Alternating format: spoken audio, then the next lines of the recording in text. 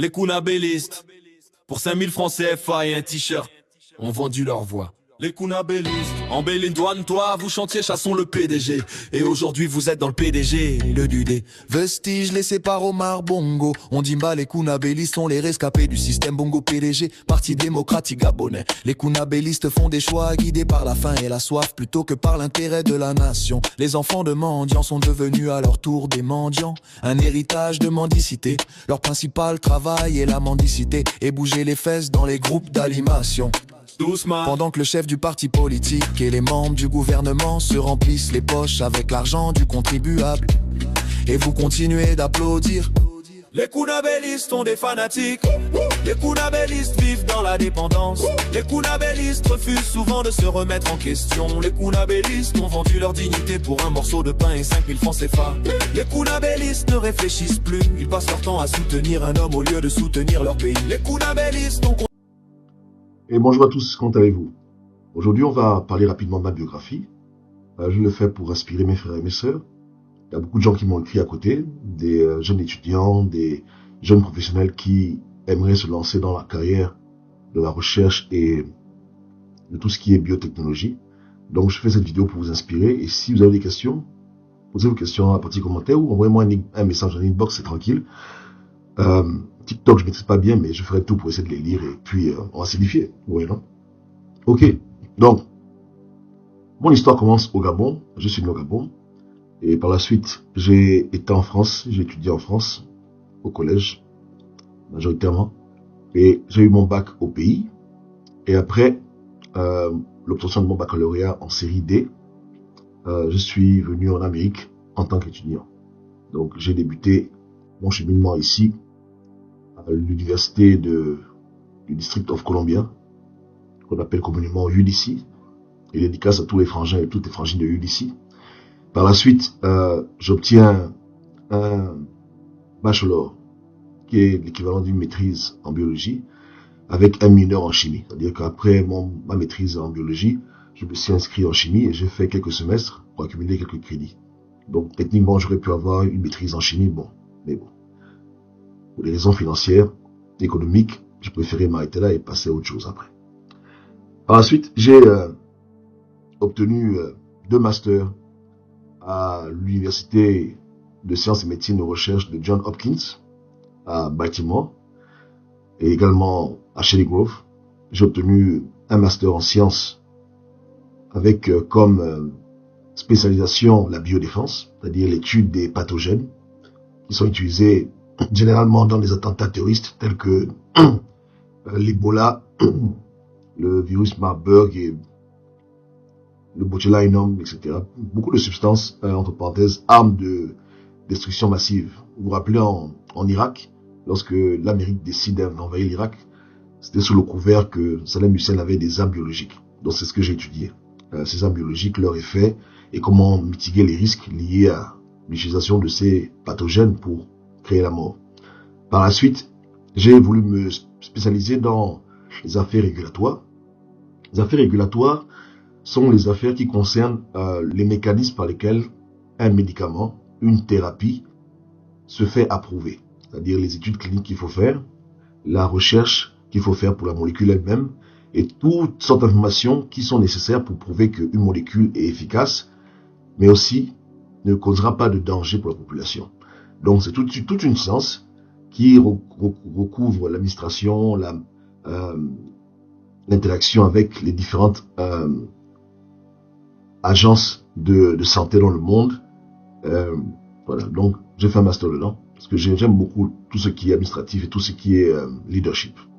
Par la suite, j'ai obtenu un doctorat en sciences de la santé et administration encore, avec une spécialisation en recherche quantitative, toujours dans le domaine de la recherche et dans le domaine également du management.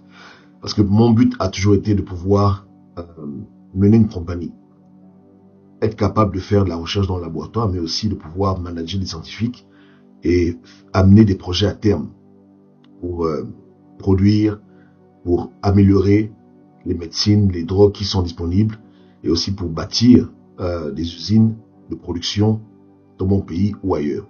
Donc c'était toujours mon objectif. Donc ma carrière est un mélange d'ingénierie, de sciences, d'administration et de de gouvernance, en un mot.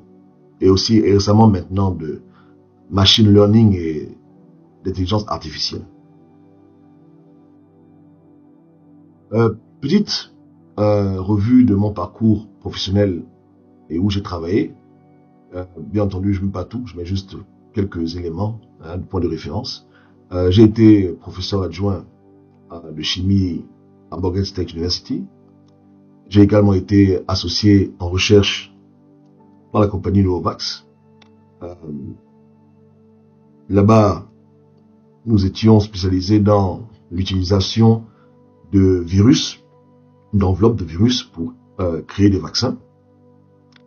Après, j'ai travaillé pour la fondation Bill Gates, appelée à l'époque fondation ERAS, et le but était de créer des vaccins contre la tuberculose. J'étais associé scientifique dans le domaine de la purification de vaccins. Par la suite, j'ai travaillé à la compagnie qui s'appelait à l'époque TPI, Therapeutic Protein Incorporated, et là-bas j'ai gravi les échelons et je me suis retrouvé scientifique 3 et chef de projet, toujours dans le domaine de la thérapie et de la vaccination. Après, j'ai travaillé pour une compagnie qui s'appelle l'Antigène, et l'Antigène est une compagnie qui utilise des virus tels que le VIH pour créer des vaccins. Donc c'est des virus qui sont atténués, on retire l'ADN et on utilise leur capacité à infiltrer les tissus pour délivrer les vaccins, les substances qui peuvent entraîner du moins une immunisation. Et là, je simplifie les choses parce que tout le monde n'est pas scientifique. On va pas aller trop dans les détails. Et là-bas, je me suis retrouvé senior scientifique et également chef de laboratoire. Cette compagnie est localisée à Gettysburg, au Maryland. Et par la suite, je suis devenu principal scientifique pour une compagnie qui s'appelle Neximmune. Et également, le focus était les vaccins, mais aussi les thérapies dans le domaine des maladies auto-immunes et dans le domaine de l'oncologie. Et voici quelques produits pharmaceutiques, quelques médicaments, quelques drogues pour lesquels j'ai participé activement à leur commercialisation. Du début à la fin, Vectibix est un médicament utilisé contre le cancer. Bien entendu, maintenant, je travaille sur la nouvelle version du vaccin Moderna et la production également. J'ai travaillé également pour des remèdes contre l'asthme, pour leur production et leur déploiement, et aussi pour des médicaments de support pour ceux qui font de la chimiothérapie pour aider leur système immunitaire à se maintenir.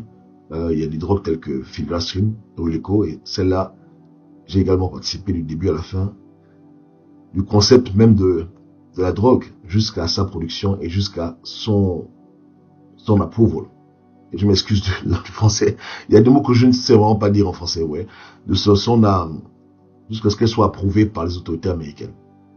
En l'occurrence, le FDA, le Food Drug Administration. Et j'ai travaillé avec beaucoup de modalités. Des bactéries, des virus, nucléiques acides, DNA, RNA, des anticorps et des petites cytokines, toutes ces choses utilisées à des fins thérapeutiques. Donc mon expérience est très très large. En 18 ans, j'ai été expert dans plusieurs domaines pour tout ce qui est thérapeutique, tout ce qui est biotechnologie. Et voilà un peu, en résumé, à quoi ça ressemble. Comme je disais tantôt, aujourd'hui, mon expertise, elle est très très large. Lorsqu'il s'agit de développer une drogue, développer une thérapie, mon expertise couvre tout ce qui est développement du début à la fin. C'est-à-dire de l'idée même du produit pharmaceutique jusqu'à sa commercialisation et bien entendu son approval avec les agences de santé dans le monde.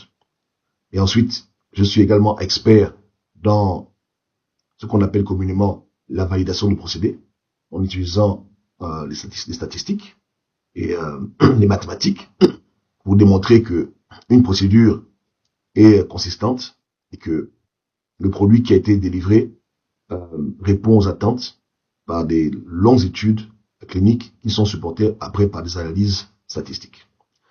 Donc, pour ceux qui connaissent SCS, j'utilise SCS et j'utilise également Jump pour valider mes simulations et mes procédés.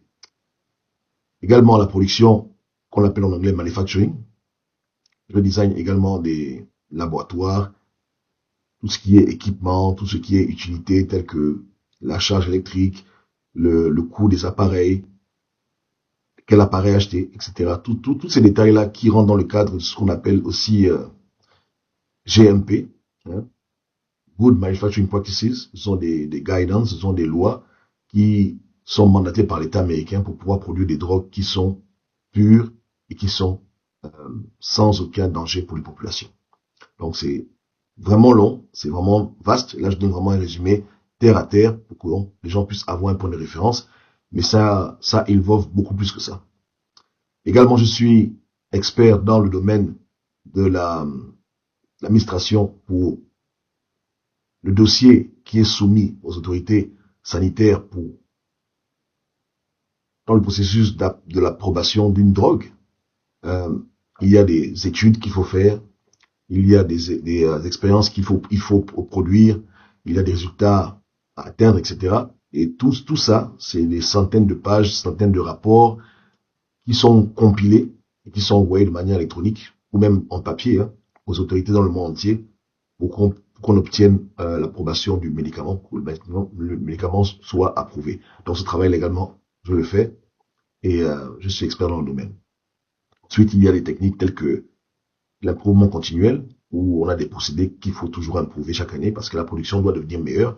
On doit produire plus de médicaments à moindre coût et il ne faut pas qu'on endommage la qualité pour le profit. Donc, on doit produire plus de médicaments de meilleure qualité. Voilà un peu le mindset lorsqu'il s'agit de continuous improvement. Également, je suis maintenant officiellement rentré dans le domaine de l'intelligence artificielle en ce qui concerne la recherche et également la production. Et je suis en train de mener des projets avec mon équipe pour justement implémenter toutes ces technologies-là pour aider notre travail à être plus facile, entre parenthèses, et pour être plus productif. Donc j'ai des compétences également dans le domaine de l'IA. Et en termes de collaboration, je collabore et j'ai été formé dans plusieurs endroits, dans plusieurs compagnies qui sont quasiment toutes cotées en bourse.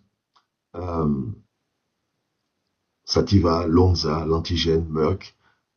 Voilà, ce sont des gens avec qui on a des interactions continues du moins. Et j'ai des collègues partout et des frangins partout. Les gens que j'ai formés également qui travaillent dans ces compagnies à des postes de responsabilité élevés. Donc c'est toute une toile d'araignée. Personnes avec qui on a commencé cette affaire de science et des compagnies avec lesquelles on collabore. Il y en a certaines qui sont nos clients. On achète nos produits et nos appareils chez elles.